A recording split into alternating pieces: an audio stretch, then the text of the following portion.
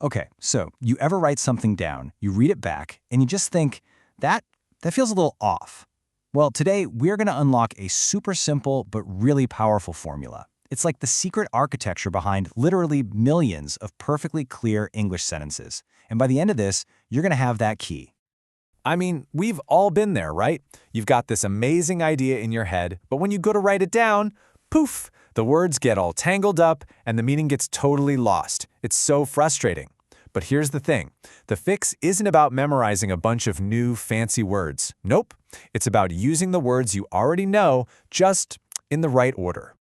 And this solution, it's not some crazy, complicated rule you'd find buried in some dusty old textbook. It's actually a foundational code.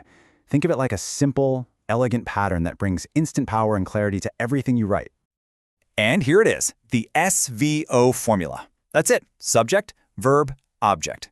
This simple three-part structure, it's the absolute bedrock of clear English. Once you master this, you've basically got the master key to effective communication. It's that big a deal.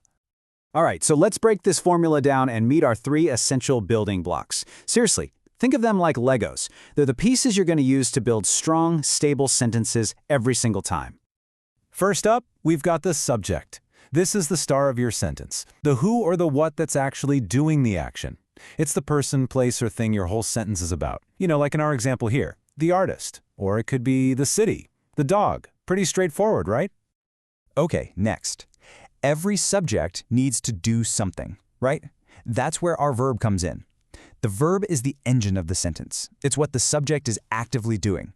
So if our subject is the artist, the verb could be painted, or maybe sculpted, or created. It's the word that really pushes the story forward. And finally, we have the object. Now, the object is what receives the action from the verb.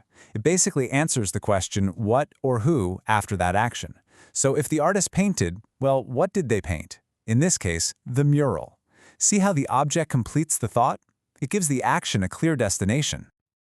Okay, so now that we know all the pieces, let's become architects. We're going to move from just talking about it to actually doing it. We're going to build a perfect SVO sentence right here from scratch. Let's see how it's done. It really is a simple 3-step process. 1, you pick your subject. 2, you give it a verb, an action. And 3, you complete the whole thing with an object. 1, 2, 3. Super simple. Let's give it a shot. All right, step 1. We need a hero for our little sentence story. How about the cat? Perfect. We've established the who. The foundation is now officially laid. Step 2. What's our cat up to? Let's give it an action. How about chased? Okay, now our sentence has some momentum. The cat chased, but it's not finished, right? We're left wondering, chased what? And for step 3, we add our object to answer that question, the mouse. And there you go, a complete, crystal clear, and perfectly structured SVO sentence. Subject, the cat, verb, chased, object, the mouse. It works. Now this brings us to an absolutely crucial point.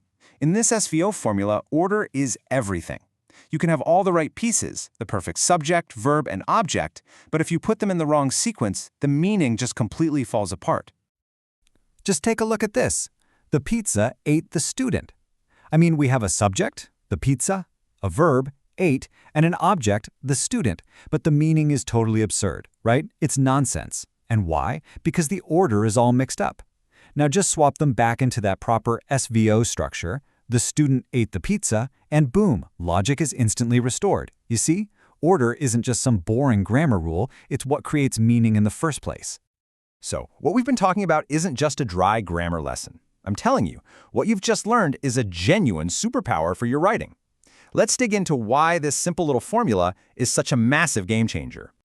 So what exactly are these superpowers? Well, first off, you get instant clarity. Your ideas land exactly the way you want them to. Second, you start writing with confidence. No more second-guessing if your sentences sound right. And that, of course, leads to much stronger communication in everything you do, from a quick email to a huge report. And finally, you now have this universal foundation you can always fall back on to make your point, clearly and with impact. Yeah, think about it like this. Every great architect has to start with a blueprint, right? SVO is your blueprint for language, and it doesn't limit your creativity at all. In fact, it unleashes it by giving you this solid, reliable foundation to build any idea you can possibly imagine. So now the power is literally in your hands. You have the core formula for clear, direct, and really powerful communication. The only question left is, what are you going to build with it first?